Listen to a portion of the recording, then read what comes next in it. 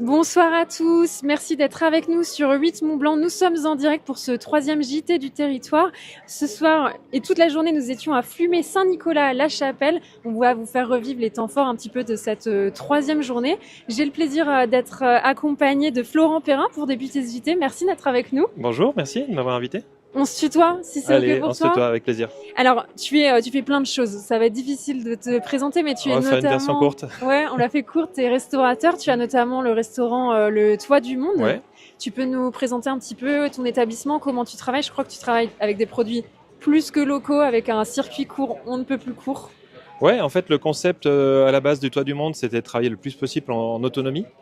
Alors, à la fois sur tout ce qui est approvisionnement, donc on a une petite exploitation agricole qui nous permet de produire pas mal de légumes, quelquefois même trop. En ce moment, on a trop de courgettes, par exemple. Faut nous en donner. Ouais. Ensuite, tout ce qu'on ne sait pas produire à la ferme, on l'achète à des producteurs. Par exemple, on fait pas de fromage, donc les fromages, on va les acheter chez des copains qui font des super produits dans le coin et que vous avez déjà sûrement visité Et goûter. et goûté ces jours-ci. Voilà, la tendance c'est de faire au plus court, mais avec une bonne partie à la ferme. La deuxième partie de l'autonomie, c'est sur le bâtiment. Parce que justement, donc c'était la rénovation d'une vieille ferme, la ferme de ma grand-mère. Et moi, à la base, je suis plutôt ingénieur de formation et on a rénové la ferme pour être neutre en carbone et d'être autosuffisant en énergie. Oh, wow. Voilà. Donc, ce qui permet d'avoir une vision assez globale, d'essayer de démontrer que sur un territoire donné, on est capable d'accueillir des gens, de faire du tourisme avec une empreinte sur la nature la plus faible possible. Oui, parce que je l'ai présenté comme étant un restaurant, mais c'est aussi un éco-gîte. Alors, il y a plusieurs activités. Donc, il y a le restaurant, il y a l'éco-gîte. L'activité concert, je crois qu'on va en parler un peu plus tard parce qu'il y avait un super concert hier soir. Et puis de plus en plus, c'est vrai, on développe tout ce qui est séminaire professionnel, mariage et tout ce genre d'activités. Et alors justement, le concert, on peut en parler un petit peu. On va voir des images, mais on va attendre un petit peu avant. J'aimerais qu'on comprenne l'importance pour toi de recevoir différents... non seulement artistes, groupes, mais aussi des instruments. Il y avait des instruments des Balkans hier, si je me trompe pas. C'est ça, ouais. C'était un concert de tzigane. Alors, c'est la deuxième fois qu'ils viennent en 6 ans, donc on fait pas de la musique tzigane tous les jours. Historiquement, on est plutôt pop rock. Moi, je suis musicien rock, donc voilà, on est plutôt dans ces tendances-là. En fait, on fait deux types différents de concerts en fonction de la saison. Hors saison, on fait des gros concerts pour faire la fête avec les gens du pays, où on danse et on fait plutôt du pop rock. Et puis en saison, c'est un peu différent parce que la clientèle est différente. On voit là, dans le cadre du festival, c'est très famille, donc ça sert à rien de faire des concerts jusqu'à minuit parce que les gens ils sont avec les enfants, ils vont se coucher. Donc on fait plus des concerts acoustiques, musique du monde comme hier, et donc l'approche est différente, mais ça permet de rassembler le plus de monde possible.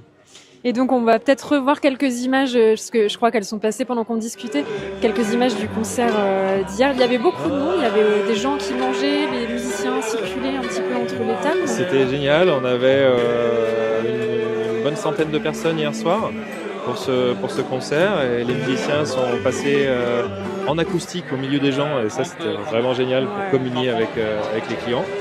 Et puis la deuxième partie plus classique, sonorisée sur scène.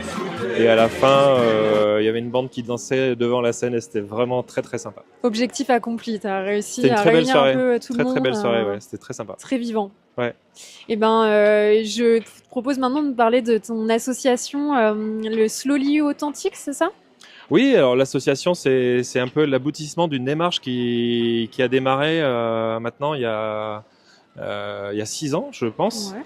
Parce que dès le départ, moi, je suis adhérent à une association qui s'appelle Slow Food, qui est une association italienne et qui fait la promotion des produits bons, propres et justes. C'est la définition de l'association. Et les premières discussions ont même eu lieu avec l'équipe précédente de Stan, où on avait fait une sorte de séminaire et les gens avaient discuté ensemble. Et la conclusion, c'était de se dire, mais dans le Val d'Arly, on fait du slow depuis toujours. Et donc, petit à petit, ça a pris forme. Il y a eu une étude, il y a eu un collectif. Maintenant, il y a l'association qui se monte. Et surtout, le festival qui est la traduction des valeurs du tourisme slow concrètes. C'est-à-dire, voilà, maintenant, on fait découvrir vraiment les valeurs du slow, les circuits courts, l'empreinte la plus faible possible, la rémunération des artisans et des agriculteurs. Et aujourd'hui, c'est vraiment une très belle démonstration de la réussite de cette démarche.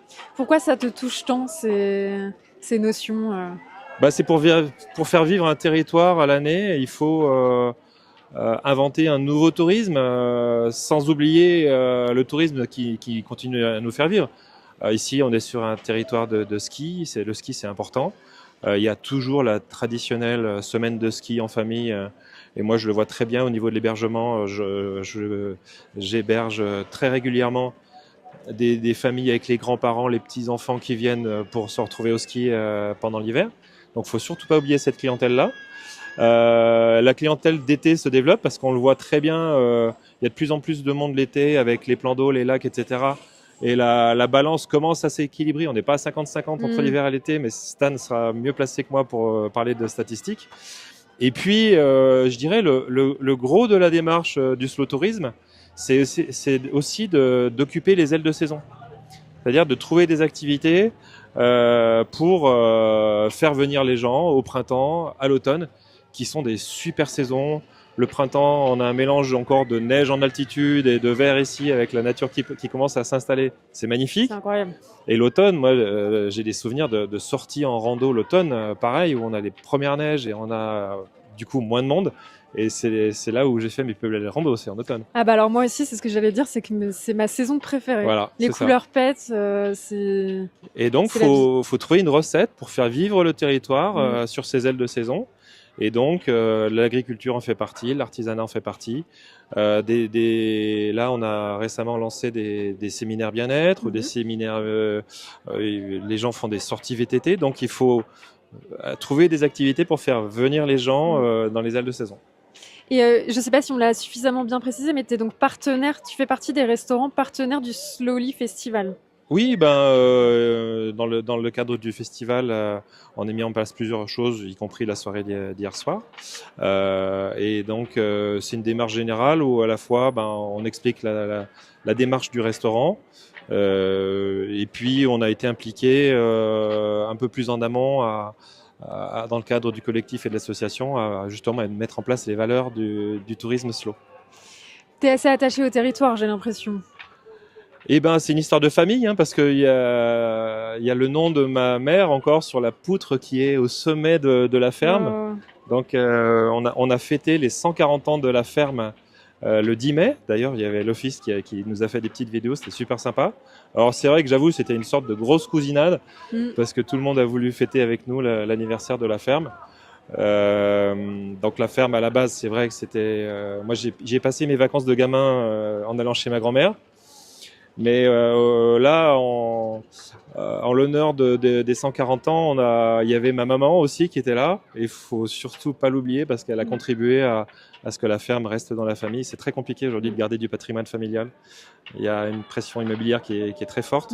Et donc, on a réussi à passer de l'arrière-grand-père à la grand-mère, à la maman, à moi. Et puis, j'espère que derrière, il y aura la relève.